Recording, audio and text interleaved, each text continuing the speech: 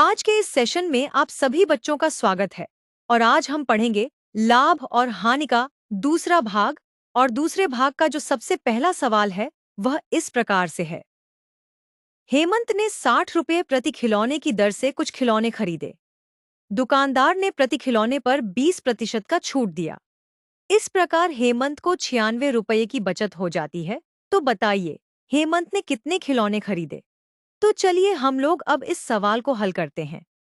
एक खिलौने खरीदने पर हेमंत की कुल बचत बराबर 60 रुपये का 20%, ये बराबर हो जाएगा 60 गुने 20/100 बराबर 12।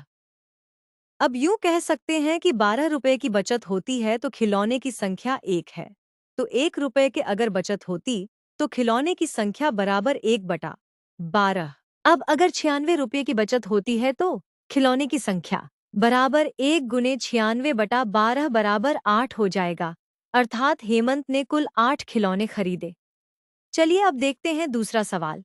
एक दुकानदार एक वस्तु को 40 रुपये में खरीदता है, परंतु वह उसका मूल्य 70 रुपये अंकित करता है।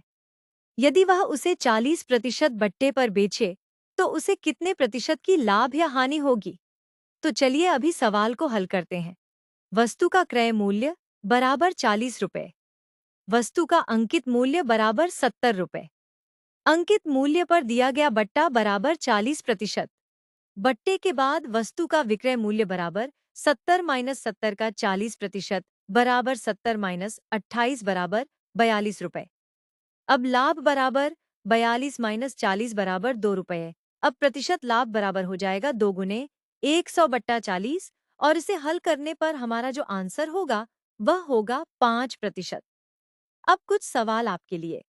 पहला सवाल, एक वस्तु का अंकित मूल्य 90 रुपये है। यदि उस वस्तु को 75 रुपये में बेचा जाए तो प्रतिशत छूट क्या होगी?